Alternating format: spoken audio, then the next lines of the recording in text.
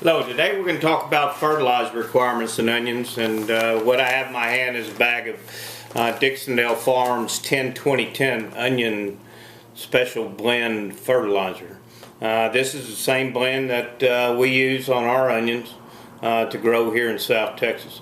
The 10-20-10, the first number 10 is the percentage of nitrogen.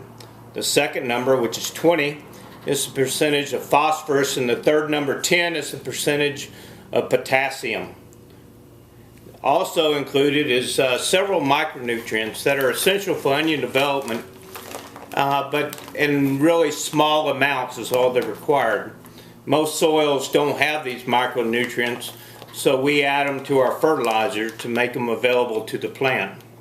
Included in that is magnesium, boron, copper, iron, manganese, molybdenum, and zinc. All these keep the leaves from curling, keep the plant healthy, and protect it from freezes and diseases. But primarily we look at the types of the 10-20-10 or any balanced fertilizer, and the reason that we have such a high number of phosphorus, or the middle number, is that phosphorus is essential for root development. So this is why we encourage people to use it as a pre-plant fertilizer. You really only need the phosphorus and potassium when the plants are established in a root system. All plants need nitrogen, and you're going to add nitrogen later because nitrogen encourages foliage. And foliage is what you want in the onion. But first of all, you have to have a good solid root system before you start applying additional amounts of nitrogen. Phosphorus, if you do a soil sample, most soil samples will show that there's plenty of phosphorus in your soil. The problem is that phosphorus is not readily available as this phosphorus is. And especially when the soil temperatures are low. That phosphorus in your soil will not be released to the plant. Usually people plant onions when the first thing you can plant. So the soil temperatures generally are some of the lowest temperatures. So adding phosphorus is essential.